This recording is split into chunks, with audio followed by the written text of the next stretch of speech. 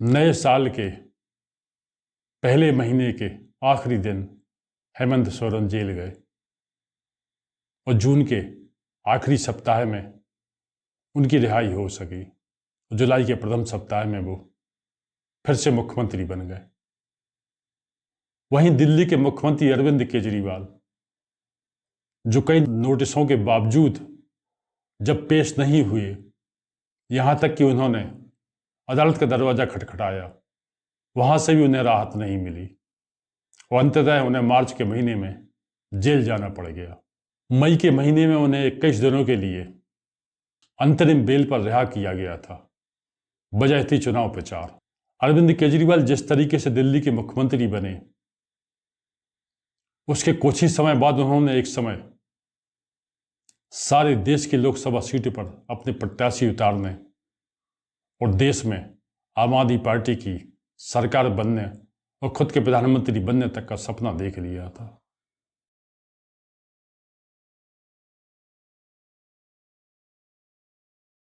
देश के दो मुख्यमंत्री, दोनों का अंदाज अपना अपना, दोनों में कुछ समानताएं हैं पर विरोधाभास ज्यादा है। दोनों इतिहास के दृष्टिकोण से आने वाले कई वर्षों तक याद किए जाएंगे अपनी राजनीतिक कुशलता के लिए या इसकी विफलता के लिए। इनमें से एक हैं दिल्ली के मुख्यमंत्री अरविंद केजरीवाल और आम आदमी पार्टी के संयोजक भी हैं, जो वर्तमान में तिहाड़ जेल में है। दूसरे झारखंड से हेमंत सोरेन। दोनों के संदर्भ में यही कहा जा सकता है कि आने वाले कुछ माहों में इनका भविष्य सही मायने में तय हो पाएगा। डब्ल्यू के इस अध्याय में हम आपका स्वागत करते हैं और बात करते हैं पहले झारखंड की। झारखंड के मुख्यमंत्री हेमंत सोरेन को सरकारी एजेंसियों ने कई नोटिस दिए थे और जब अंततः उनको ये लगा कि उनकी गिरफ्तारी कभी भी हो सकती है, तब वो एक दिन के लिए रहस्यमय तरीके से अज्ञातवास पर चले गए और लौट के आए। आते ही उन्होंने राज्य में अपनी जगह अपनी पत्नी कल्पना सोरेन, जो उस समय राजनीतिक दृष्टिकोण से अपरिपक्व थी और राजनीति में सक्रिय नहीं थी, उनको मुख्यमंत्री की गद्दी देना चाहिए। पर उनके समर्थकों या विधायकों तो ठीक है, उनके परिवार में ही बगावत हो गई। उनकी भाभी सीता सोरेन ने बगावत का बिगुल फूंक दिया। तब हेमंत सोरेन ने अपने सहयोगी चंपई सोरेन को झारखंड का मुख्यमंत्री बनाया और वो जेल चले गए। नए साल के पहले महीने के आखिरी दिन हेमंत सोरेन जेल गए और जून के आखिरी सप्ताह में उनकी रिहाई हो सकी। जुलाई के प्रथम सप्ताह में वो फिर से मुख्यमंत्री बन गए। उनके परिवार की प्रतिनिधि वो सीता सोरेन, जब वो जेल में थे, वो लोकसभा चुनाव समीप थे, भारतीय जनता पार्टी में शामिल हो गई। उन्होंने भारतीय जनता पार्टी की टिकट लेकर दुमका से लोकसभा का चुनाव लड़ा, पर वो चुनाव हार गए और झारखंड मुक्ति मोर्चा झारखंड में 3 सीटें जीतने में कामयाब रहा, जबकि 2019 में उसे 1 सीट मिली थी और कांग्रेस को 2 सीटें मिली, जबकि 19 में उसे 1 सीट मिली थी। माना जा रहा है कि झारखंड के लोगों को हेमंत सोरेन का जेल जाना पसंद नहीं आया, इसलिए उन्होंने इसका गुस्सा निकाला। अब हेमंत सोरेन वापस आकर फिर से नेतृत्व संभाल लिया है। साल के आखिरी में चुनाव होने हैं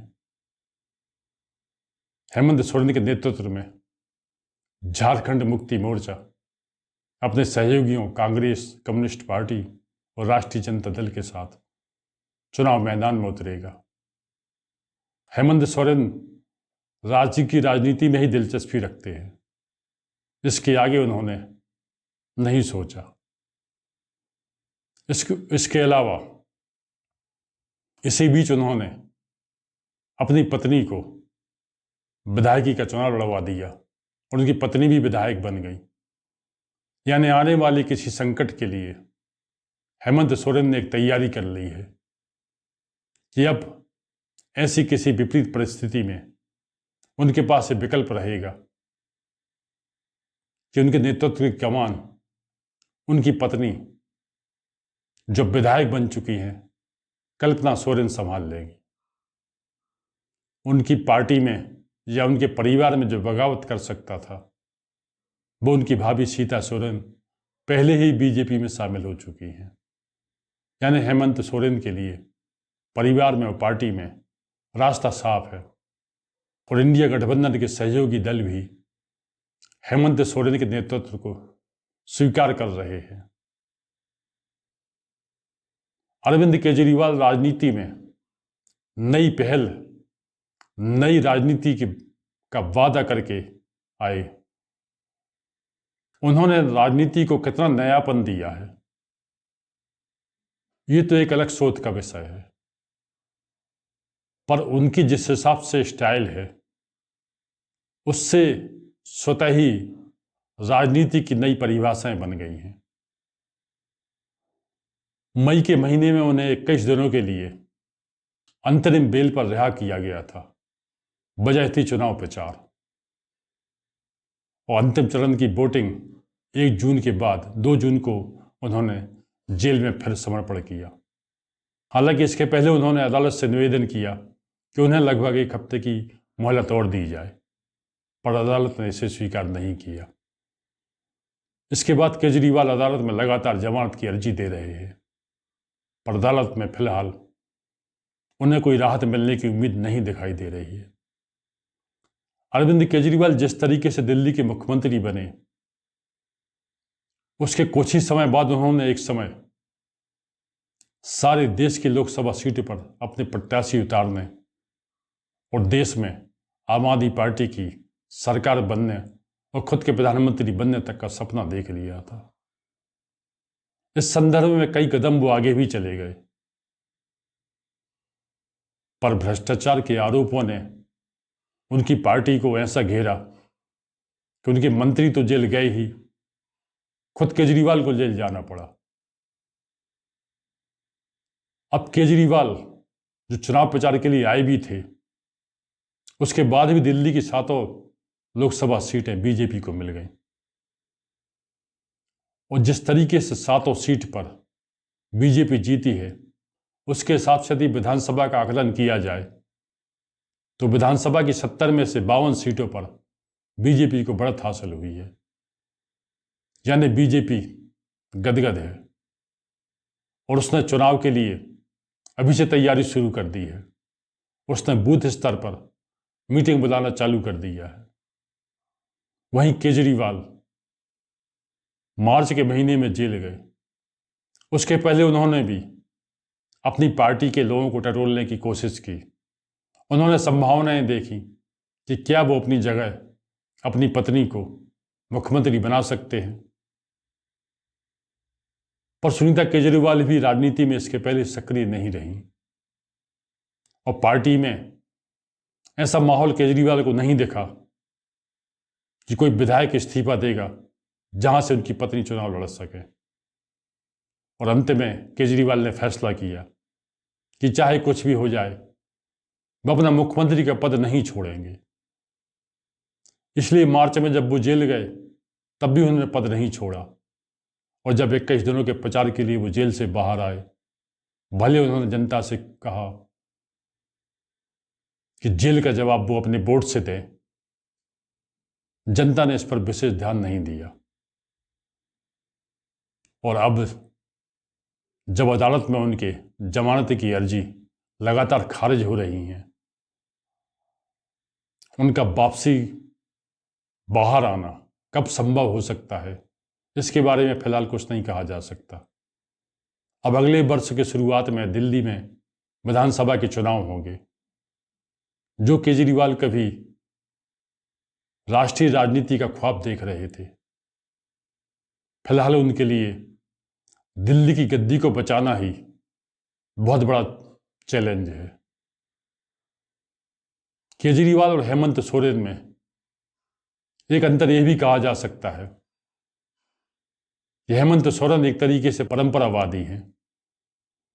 उन्होंने पूर्व मुख्यमंत्रियों की तरह अपनी गिरफ्तारी की वजह से अपने पद से इस्तीफा दिया,